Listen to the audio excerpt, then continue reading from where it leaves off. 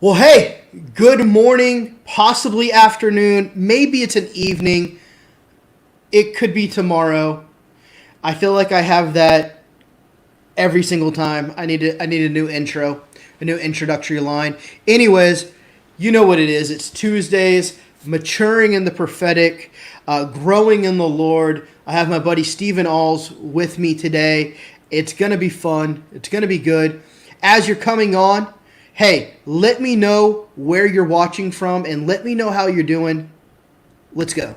Whatever it is that God has put on your life, I'm telling you right now, by the Spirit of the Lord, that you are not done, that you have not been passed over, and that there is still purpose and there is still destiny in your bones. If dry bones can live and become an army, those who which have flesh can rise up in their calling and their anointing and take on a new mantle.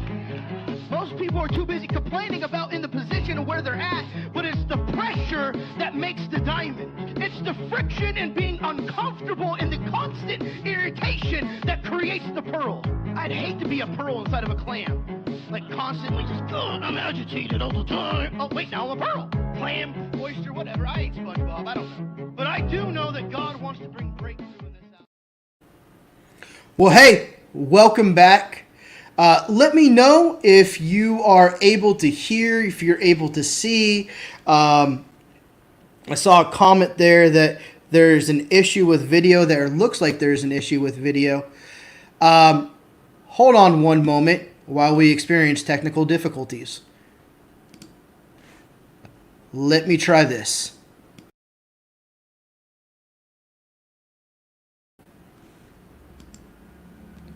Well, I see both of us. There we go. I found me. I am there. Steven, you are there too. Where? I don't know. We're here. Okay. We're here. Thank you, Thomas, for keeping us updated. I appreciate it, Thomas. Thank Yes. you. It looks like I am still not there. That is weird. You were there, Yeah. and now you're not there. You know, I don't. It's that's interesting. Well, We'll see. We'll see. And- We'll figure out what happens here. there it is. Okay. Well, at least a few people are seeing me, so we have half of the screen. It's the better That's side. good. It's the better side. I see you spooling in with the Wheel of Death. I don't know if that helps. No, not at this very moment. I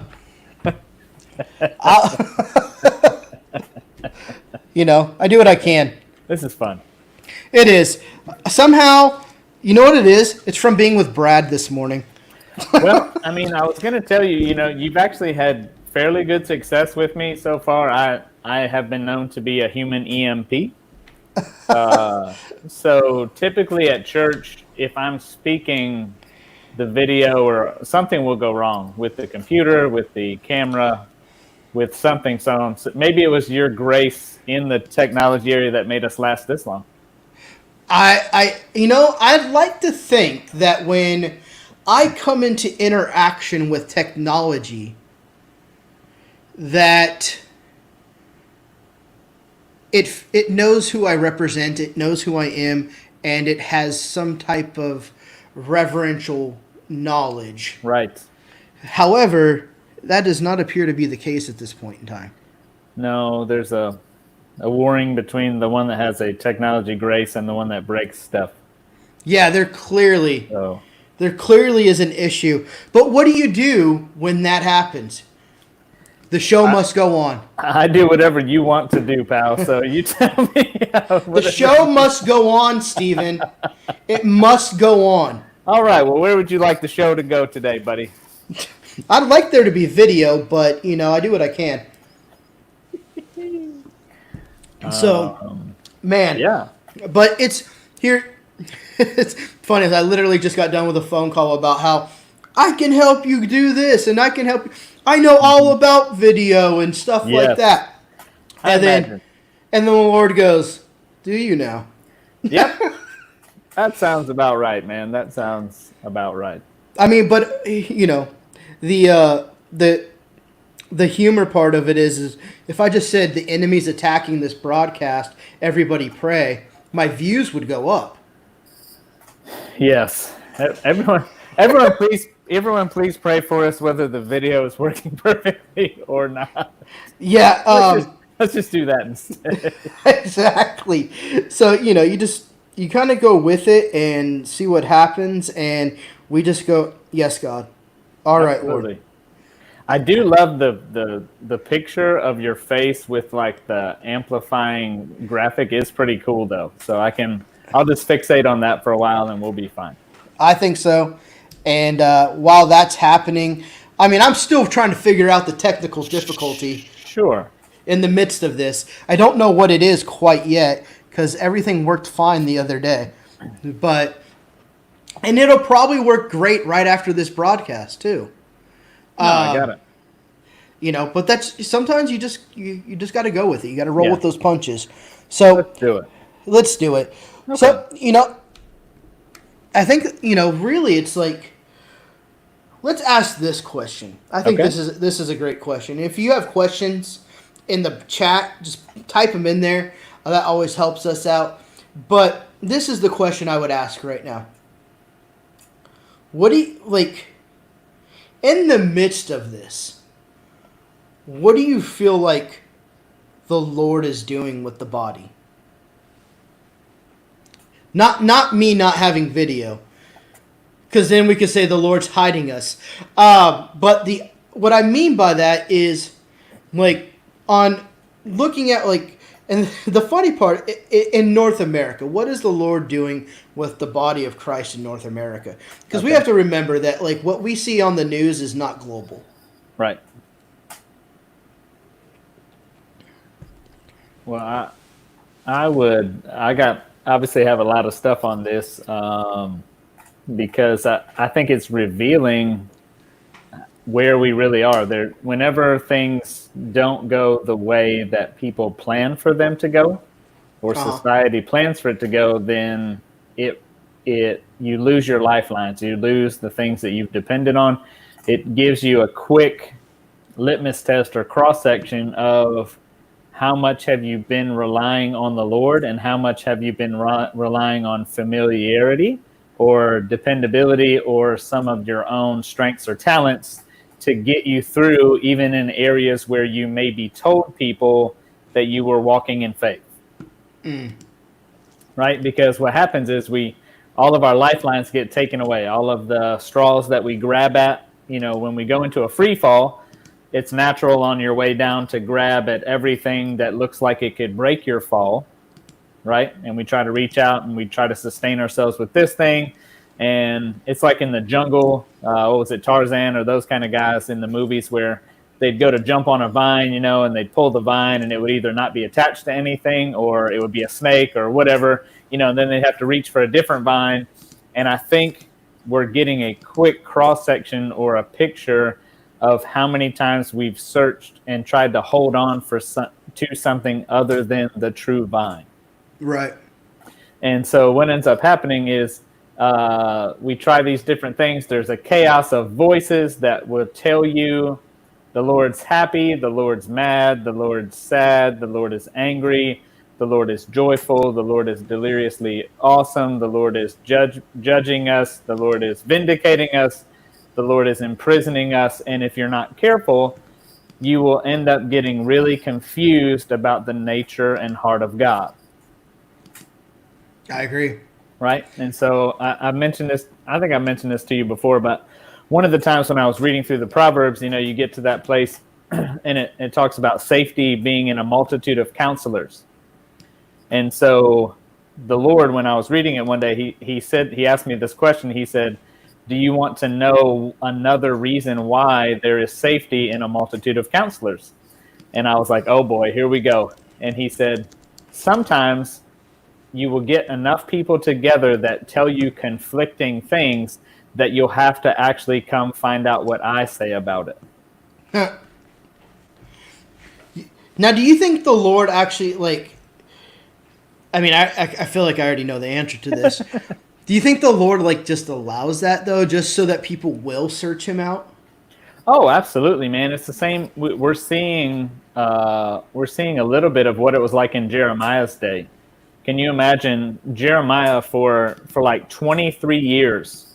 He got up basically with the same message that said, if you guys don't turn from the direction that you're heading, you're going to end up being given into captivity, right? And he has to get up and it must have been excruciatingly painful for Jeremiah to have to stay focused on message, to have to stay on message in the midst of all of the other things going on, to the point where the other prophets basically came out and said, oh, the Lord's not like that. He would never do that to us. He's a loving God.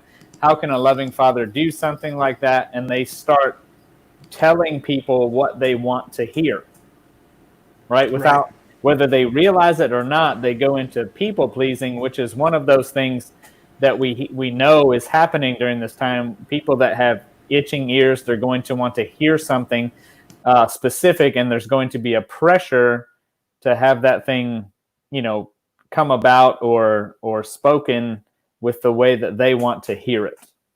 And so we have that temptation or that pull in society. People want to hear what they want to hear. They don't want to hear necessarily what God has to say if it's different than what they expect. There he is. I'm back. Don't call it a comeback. I've been here for minutes. That's it. I'm good. So we have this tension in our society right now to people please, or to decide, are we going to bow to the fear of man, or are we going to walk out the fear of the Lord? And I don't even mean in the way that people are thinking, because there's a lot of people doing what they want to do rather than what the Lord would have them do, in the name of freedom, in the name of standing up against tyranny, in the name of all of these good things, right? That if we're not careful, we would think God would want to be in the good things. Right. Except that he's not in the good things, just like he's not in the bad things. He's only in the God things. Okay? We will get as far off track if we think God if we think God sees good the way that we see good, we will be fallen, and we will miss him when he comes, right? So one of the first thing that introduced all of this mess into the world was eating from the knowledge of the tree of good and evil. And I believe the last thing that will end up being overcome by a generation is to be delivered from the fruit of the tree of knowledge of good and evil, to where there is a group of humans on the earth that eat from the tree of life and leave that fruit of the knowledge of good and evil, to where they lose sight of what's good and what's evil, and they only have an appetite for what is the Lord. I think it is becoming more evidently clear we are caught up in the tree of the knowledge of good and evil. Oh, absolutely, man. And I tell you, man, God is not in our knowledge of good and evil. I promise you, he doesn't care how smart we are. He doesn't care how much we think we have figured out. He doesn't care about how we've uncovered the secret mysteries to the plans of the government to hem us in, or how the mask is leading to the mark of the beast. He doesn't care about any of that stuff. Right, and we'll probably lose viewers, but we didn't have that many anyway, so it's all good, right? Yeah, it is. It seems to be less viewers than normal. Maybe it's because I think it was because they didn't see me. Oh gosh, they probably got scared. They're like, if we have to listen to this guy Stephen for the whole hour, we are out of here. So if Wesley's not here to sidetrack it, we don't know what's going to happen. Right, and yes, exactly. If Wes doesn't bring some levity to this situation, we are in trouble today. So a friend of mine posted the other day, which I thought was hilarious. She said, if I had $1 for every time I've posted a rant or my opinion and changed someone's mind on social media, I would have $0. Right? Yeah. So truly, when we decide to go down that, and you and I have talked about this because you feel the pressure, you feel the pull, you feel the inspiration to say something really smart and really articulate to help people understand that whatever they're doing, we think they should be doing it a different way. Right. Right. And we all fall into that trap at different times because we think that if we just explain it in a different way, the light bulb will come on and they'll finally see it the correct way, which is however we're seeing it. Exactly. Right. And Exactly. but we know that ultimately when we respond in that way, right, we're not responding in a way to unify. We're not seeking to understand. We're not trying to lay our life down in order to seek to understand what's going on the other side. We simply want people to know where we stand. And what's worse is when we add the God card into the situation and we not only tell people where we stand, but by the way, God stands there too. So if you disagree with me, you're also disagreeing with God. Yeah. Now, is there any freedom for you to move other than to just agree with me or die? Yeah, no, I mean being in, I've been in a pastoral position a number of times. I was actually talking about it on God Stories with Brad. Yeah. I was 23 years old and brought in as an associate pastor. Like, one, if you want to ruffle feathers in a church, make a 23-year-old an associate pastor. Oh yeah. But people would always attribute us the God card. Right. And so either if we were trying, and plus, have ministry schools, I remember, this is a much lighter note, I remember one time I issued this assignment, and one of the students came back to me and said, "Oh, the Lord told me not to do this." And now this is some years down the road where I'm probably a little bit more bolder. Sure. And a little bit more challenging. And I was like, you didn't hear God. And they're like, how can you say that? Well, because one, I just did. Two,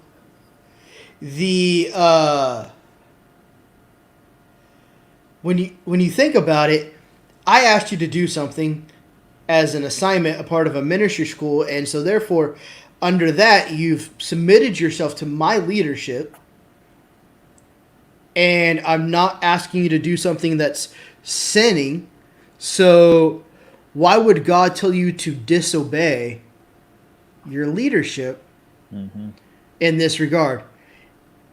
And they were like, I said, honestly, what I think you heard was your insecurity. You didn't want to do this. Sure. But I'm trying to help you come out of that. And then, eventually they saw it my way. But never once did I say, thus saith the Lord. I was just like, dude, I'm trying to help you. Yeah, I mean, to be honest, we are all long suffering with somebody in our life, probably multiple people in our life, for a reason. And correspondingly, there are people that are long suffering through who we currently are in this moment with a hope and a belief. They are seeing something from the Lord that knows this person has potential. This person is continuing to grow. This person's heart is hungry for the ways of the Lord. They're devoted. And so we're going to long suffer through the parts that we don't really like because we see value in the parts that haven't yet been fully expressed. Yeah. Right? Like there are, the same way when I was 25, 24, 25, I'm leading the prophetic teams ministry at Morningstar, right? Like the local Charlotte, at the hub deal, planning prophetic teams for conferences and all of this stuff, right? I'm like 24, 25 years old, right? The people that had to long suffer me being in charge of them when they are much more seasoned in the prophetic. Some of them have been doing it a lot longer. They know more than I do. and they still had to humble themselves and submit to the leadership that had been put in place, right? Yeah. Me being the leader of that didn't mean that I was the best person ever that's ever done that. It was simply a positional place where the authority and what had been put, what I had been handed, it was my job to help move that thing forward. But if people don't see it that way, then they think if I can't agree with that person 100%, then I can't be in relationship or in unity. Yeah. And that is just fundamentally not the way the Lord works. The Lord was always gathering people together that not only didn't believe what he said, because they couldn't half the time they couldn't even figure out what he was talking about. What'd you say? They were always confused. You know, they'd be walking down the street and he would say, "Beware the leaven of the Pharisees," and they would look at each other and be like, "I think he's mad that we forgot to bring bread again." Right? I told you, bring bread. You know how this guy is about it. Now we could. This is a whole rabbit trail, but just the fact that they put the word "again" in there, do you really think there was a first time that he got mad for them not to bring bread? No, it's another time for them to be misunderstanding. Exactly. So your mind just gravitates towards anything that will bring it some sort of rest from the torment when you don't understand what's going on. Right? And so to bring it full circle, what we are seeing in our society right now is a bunch of people gravitating and landing on anything, no matter how insane, no matter how crazy it sounds, they are gravitating and landing on something and championing it because it's better than not knowing what's going on. Yeah, that's our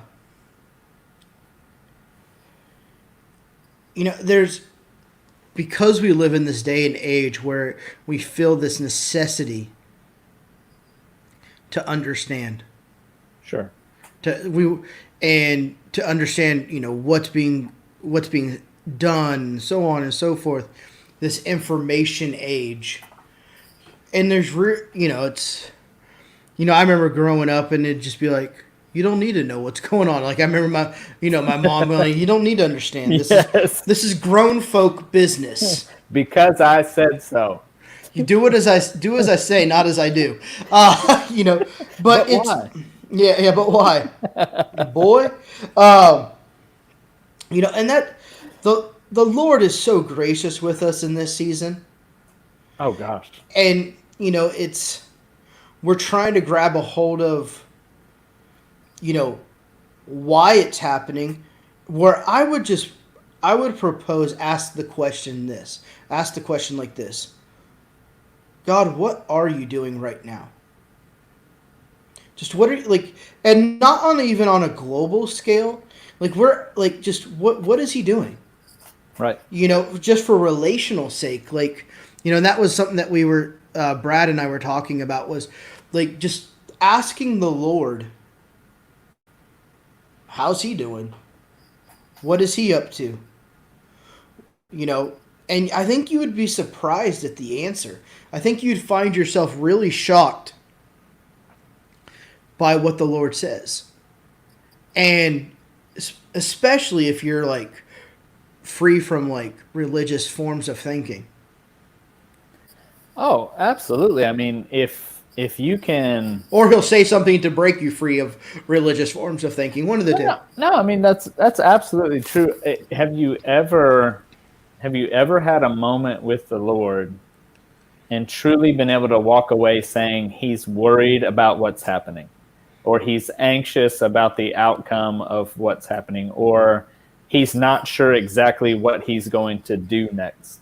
Have you ever truly spent a moment in his presence and ever come out thinking he wasn't the most consistent, stable, steadfast, focused man with a plan who understands what you need, what's going on? He is always locked in. He's the most at rest entity that you've ever experienced, right? So anytime that we start to get up in arms about anything, if we start to get up in arms about our life, what's happening with our job, even what I call things that we have a right to, right? I'm a big proponent of there are difficulties in our life, there are adversities, there are challenges that come up, right? It's not that you have to be robotic or desensitized to the things that really hurt and are painful in your life. It's just you don't project the way that you feel as if God feels the same way about it in that moment. And that in itself is a challenge. Oh, absolutely, because we want him, from the way that we're built and the way that our mind works, we want him to think like us. Oh yeah. We want him to say that he, no, yeah, be angry at that person. That makes sense. And you do have a natural right to. You have a natural right. Yeah. Maybe they did something bad, right? You have a natural right to do it. And the exchange is always, are you willing to lay down your natural right to that thing in order to take up your spiritual right, which is to not have that thing have a hold on you anymore. Right. And that is so infuriating. And when you know that exercise, it's even more infuriating because you can't fully give yourself to the expression of the natural right that you want to because you know, but you're still in process. So you don't fully want to let go of your pity party or your anger outburst or whatever it is. You don't fully want to let go of it, but you know the truth. And so you're saddled with the responsibility to catch yourself going down this path and turn towards the Lord because you know better, right? And there are just times in my life where I have, and I think this would help a lot of us as walking in the prophetic, if we could get to that place where we walked around with a default belief of Father, forgive them for they know not what they do, then we wouldn't be so judgmental or critical about the motives of why that person's behavior is, why they're acting that way, why they are choosing to live that way, why are they expressing themselves that way. If we didn't feel the need to know the thoughts and intents of other people's hearts, then we could operate with this plane of safety and this plane of peacefulness going, Father, if they knew better, if they knew more of you, if they had a revelation of you, they wouldn't be like this. Yeah. And so you extend this olive branch of peace to them, whether they realize it or not, whether they take it or not, even if they mistreat it, right? Even if they take the olive branch that you hand them and they smack you in the face with it after they take you, right? Your role is still to be the one modeling the way the Lord came after you. Yeah. I mean, it's really, if we could take that same passage, Lord, forgive them, for they don't know what they do, and let's turn it around. Lord, forgive me. I have no clue what I'm doing. That's the truth. Like, I need you to take the wheel, the car, take the house, like whatever, and it's, the story that Jesus shares is like two men walk into the synagogue and one man is like super repentant and the other guy is over there going, God, don't let me be like him. Mm-hmm. And we're so, this goes back to the tree of the knowledge of good and evil. We're writing out this hierarchical of sin, trying to that person does something worse than me. Right. And in all actuality, we all have fallen short.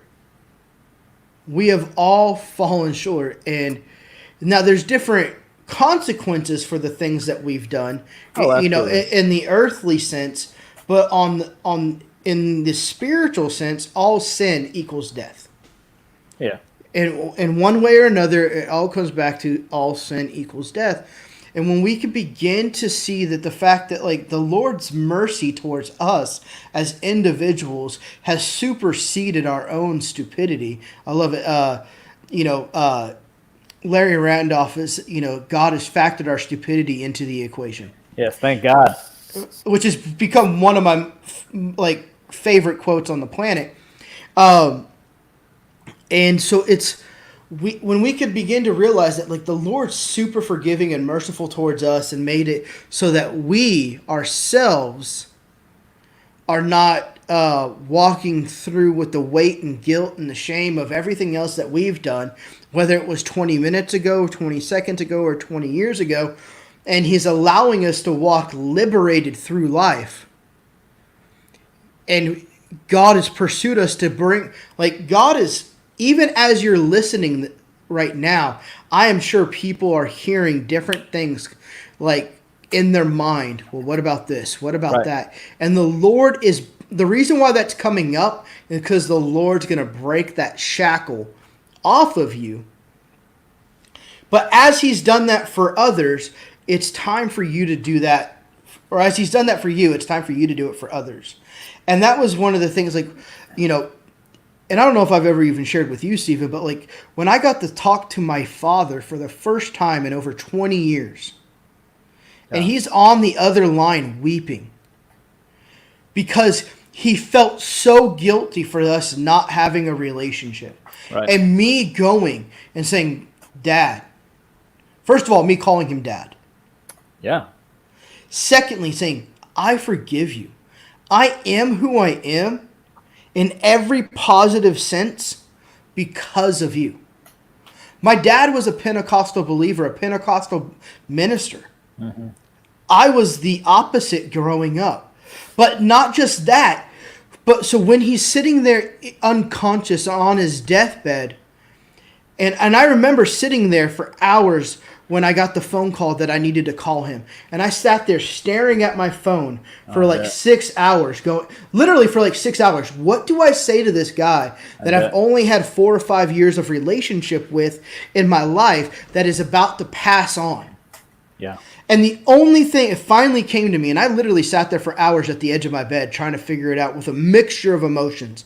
And I finally came up with it, and I said, I need to reiterate and make sure that he understands that he is free from anything that is holding him here. Yep. As far as any guilt, any shame, anything that's connected to me. And so when I got on the phone with him, and I said, Dad, I love you. And I want you to know you are free. You are free from any of that. Mm-hmm. I don't want you carrying that burden anymore. And it was shortly after that that he passed. Yep. And we have the ability, like it's, you know, when Jesus, you know, you can't heal on the Sabbath and God goes, well, the Lord goes, if you think that is going to break your box, here's one for you. Oh, yeah. Your sins are forgiven as well. Yep. And so I'm being able to literally go, I hold nothing against you. I mean, it's the coolest thing to be able to do. Like it is so worth it. And I know it's like you said, it's not easy. It's not, there's no need to pretend that it's not awkward or difficult or challenging or painful. There are places where but if we understood the power, right? So when I was hearing when you were describing this process is when in John 20, when Jesus is giving, you know, some of these parting instructions to the disciples, right? He's been raised from the dead. He comes back. He appears to Mary. And it says in John 20, it says, peace be with you, right? And he says, peace to you in verse 21, as the Father has sent me, I also send you. And when he said it, he breathed on them and said, receive the Holy Spirit. And this is the key. If you forgive the sins of any, they are forgiven them. If you retain the sins of any, they are retained. Right? Now, these are red letters, right? So this is Jesus talking to the disciples, right? Now, we know fundamentally, just without a doubt, Jesus is the one who paid the price for the forgiveness of sins, right? Right. But the opportunity or the power that he's now handed us is that we have the responsibility to model that on earth as he's already provided for us in heaven. Yeah. Right? So what you did, you not only liberated yourself, you decided to walk out of that prison of that relationship trauma that day, Yeah. but you also liberated the other side of that relationship to where you were both liberated and that thing no longer had a hold on you. And that's the most beautiful expression of love. That's one of the coolest things, that while we're on the earth, the ability to model the Lord's love for us to someone else is like, I mean, there's nothing like it, right? And there's such a fight. There's such a fight to get to that, tipping point or that transformation point. Like you said, 6 hours, the thoughts that went through your head over the course of that, why they don't deserve it, if things could have been different. Like, there's so much of that in retrospect, man. How much different should it have gone? He should have been here. I should have been different. This, that, why, knowledge of good and evil is just flooding your brain, right? And it's flooding the zone, trying to create enough chaos that you don't walk out the simplicity of getting out of your own prison and liberating the person that's in front of you from their prison with a simple act of, I'm going to call you dad, and I'm going to say that I forgive you, and we're going to wipe this slate clean, because in the scope of eternity, these 20 years are just a blip on the radar screen. Yeah. And I mean, that when it comes down to it, it's what we're called to. Oh, God. I mean, to tie it back into the prophetic, in case somehow you missed the footprints that kind of go back to that, the prophetic isn't just like, visions and dreams and all that sort of stuff. It's Right. literally bringing transformational power to people for them to become free.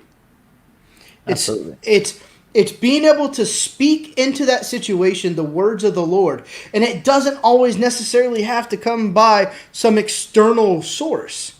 Like, the reality is this, is like, if you know that the word of God says that, I give you peace, but not as the world gives you, and somebody's in anxiety, you can speak into that right now. You do have, I had a young man reach out to me last night.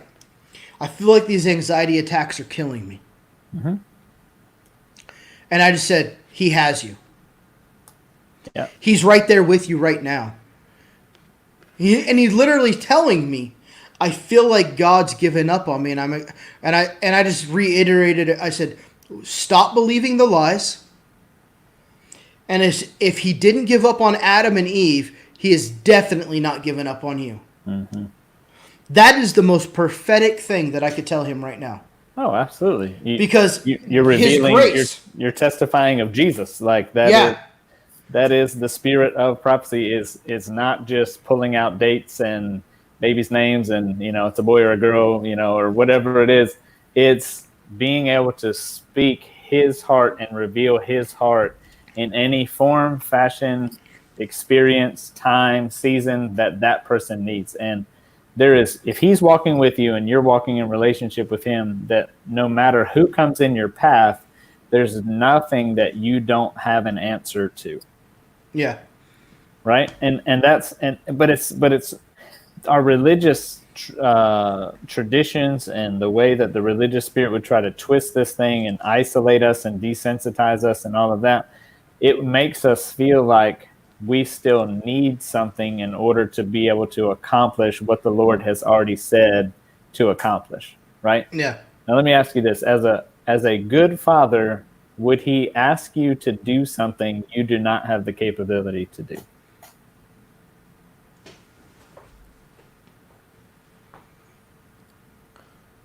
I don't think he would. You may have never have done it before. Right. But he sees, he's not looking at you at your current state. He's looking at you from an eternal perspective. Because our idea of time is different than his idea of time.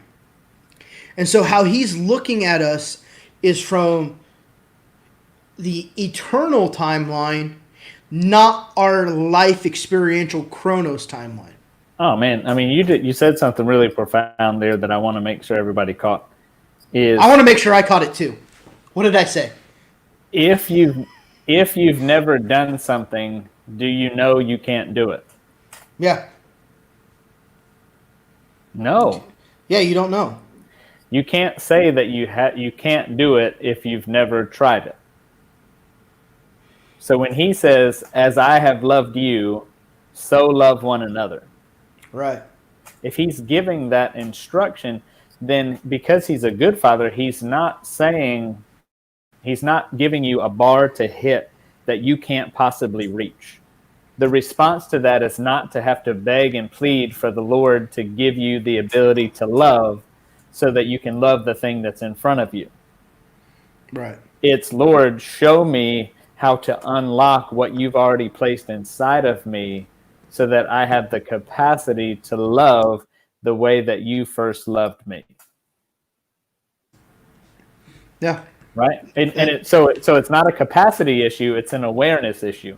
And that is probably, if there was one thing that we could go through week after week and continue to try to inspire people with, to encourage, to cheerlead people with, it's never a gifting issue, a talent issue, a capacity issue, a lack of strength or a lack of gifting or lack of any of these things. It's never the case in those areas. It's simply seeing the Lord in you in a way that you've never seen him before.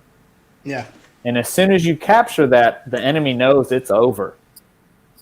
Because once you've tasted of it, it becomes addictive. It becomes addictive to want to see someone freed from anxiety, to see someone that has need of, $50 to make rent, to have that, whoever comes in your path and whatever they have need of, it becomes addictive to allow the Spirit to move with compassion through you so that you can model, maybe for the first time, the true expression of love from Jesus, the way that people believe it's possible, but rarely get the opportunity to see from a human being. It's in a world, it's so easy when somebody's going through a rough time to go, I'll pray for you. But it's, and please understand my heart. I don't say this from like a boastful place. I know you know that, Stephen, but just those are all watching. Is like, I was having a conversation with someone's wife last night, and that sounds like a bad setup. But it was a friend of mine who's in a rough spot, and I was like, hey, her response is, pray for us. We're trusting God for his healing and breakthrough.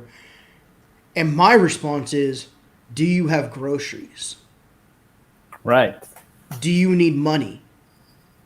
Like, is there, how, like, obviously I'm going to pray for you.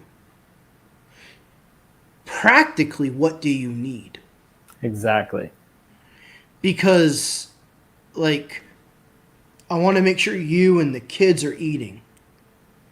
Like, it's great that you're trusting the Lord, but the Lord's now going to use me in this. Oh, man. And understanding that we have the ability to liberate people from even simple burdens as groceries. Mm-hmm. And that's like even why I even, like, one of the main things behind Love Speaks is loving now, in that moment. It's not just like one day, someday, something's going to happen, but it's literally doing something in that moment to bring life change. Right. And it has to be, in order for it to get big, it has to be small. Yeah. Because there is no, if you're always waiting for this miraculous, explosive demonstration of his spirit or his heart or revival or transformation or whatever, then the enemy is going to rob you of all your step-by-step process to becoming transformed and renewed into his image. Yeah. If we're waiting on a moment, the moment was when we asked him to come into our heart. And from that moment, everything that we've ever had need of in the fullness of the Godhead now dwells bodily. Right? So if we're waiting on a transformation moment, you already had it. Yeah. And now it's time to allow it to unwind. But I think, I don't know about you, do you ever learn stuff from non-Christians that makes you wish we as Christians could love the same way? So I know it's a leading question. I'm just asking you. yeah, no. The thing is like I have certification in behavioral analysis and life coaching, and so like I pay attention to the self-help industry a lot, and there's a lot of things over there that I wish we could adapt and then or bring into the equation, and or some stuff I wish we would let go of that we hold on to. Oh no. Absolutely. So, but no, I mean, when I lived in San Diego and I was part of a Christian community, I felt alone, and like I didn't have anybody. Right. But it was when I stopped going to the church, and this is kind of like I wasn't like I was in one of those seasons like, Lord, I love you, but your people kind of like drive me insane, Sure. or hurt me, but I found community way outside of that. Mm-hmm. I found community in like La Familia, like family. Sure. In the fitness community.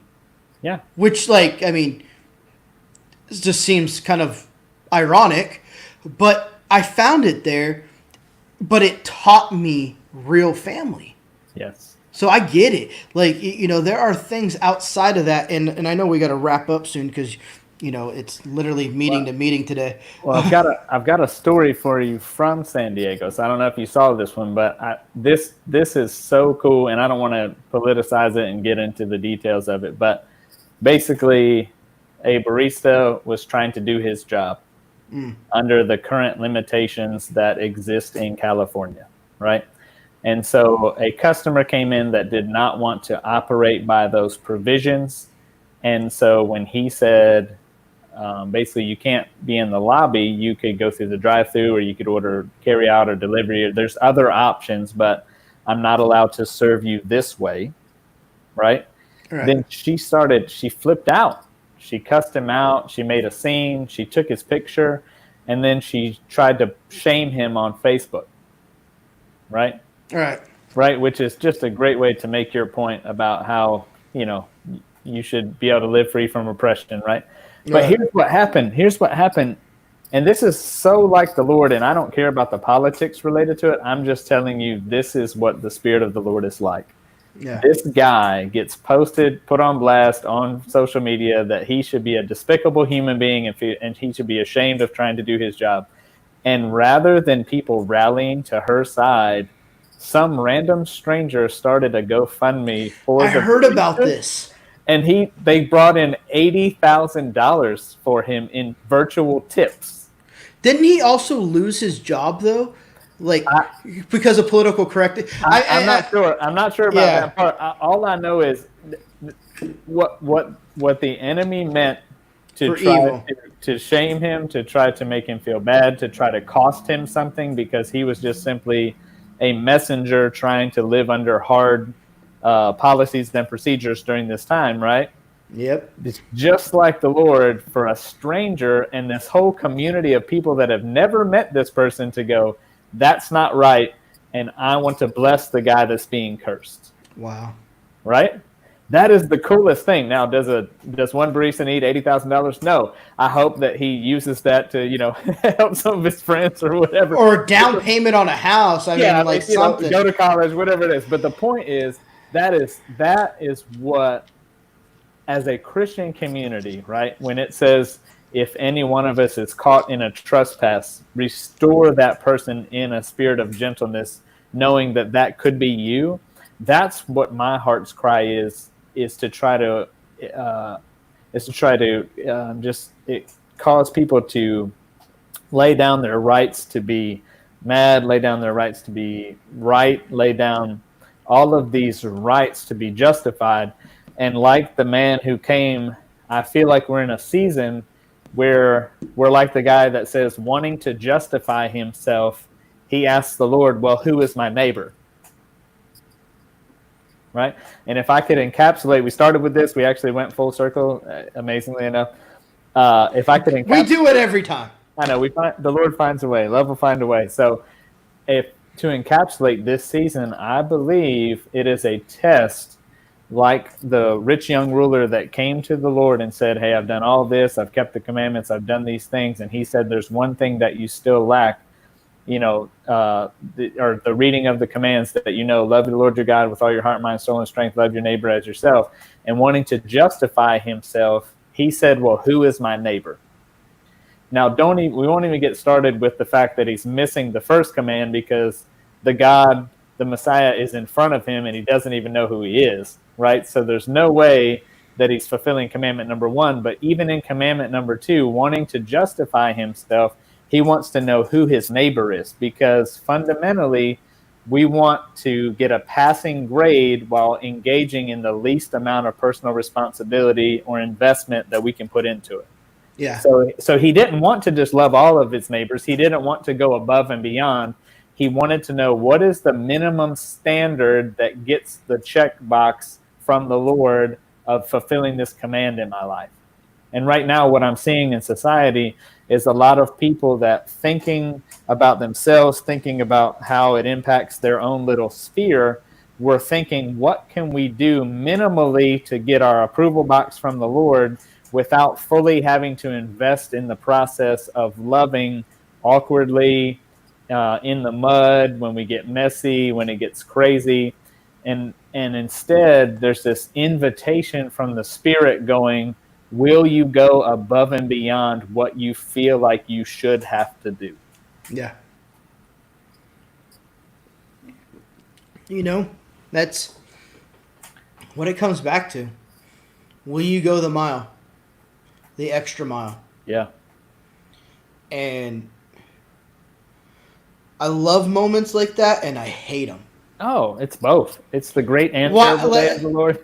Yeah. Well, I'm like, even the conversation, because now I'm like, it triggers something in me to go, where in my life can I go the extra mile? Yeah.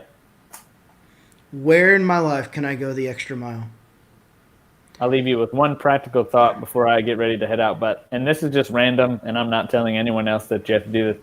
I'm just, for your benefit, I want to show you the way that the Lord speaks prophetically in my life, right? And I don't, prophetically, in the Spirit, lifestyle of the Spirit, whatever you want to call it.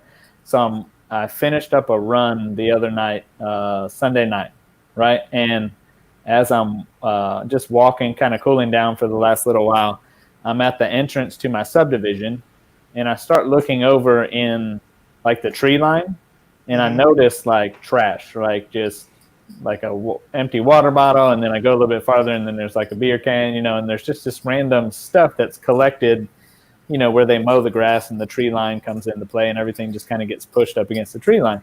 And so I felt like, in that moment, I felt like I saw one of those little trash grabbers. Yeah. I feel like I'm supposed to go to Walmart or wherever, Lowe's or whatever, this week and pick up one of those things, and then just go pick up the trash that's along that little stretch. It's probably a 1/10 of a mile, right? But I need to go back there and do that, right? And I don't know why. I don't know if it's just because he doesn't want the trash to be there. It could be that simple, right? Or if it's just being a steward of something that is a part of my community. The point is, for me, that is one of the areas of the Lord speaking into my life in a very practical yet random way. And I know that I have to be faithful with that as much as I would be faithful with a word of knowledge from the platform that so-and-so needs to be healed of their arrhythmia of the heart, if that makes sense. Yeah. No, I think that's incredibly it right now, is just we have to get our mind off of ourselves, and I'll just be honest, like, I've seen the greatest breakthrough in my own life in every which way the less I focus on me. Oh, absolutely. And so, but anyhow, man, thank you so much for just taking time out of your day. Sorry, guys, it was a little disjointed with the technological issues and things, but Right. thanks for hanging in there with us.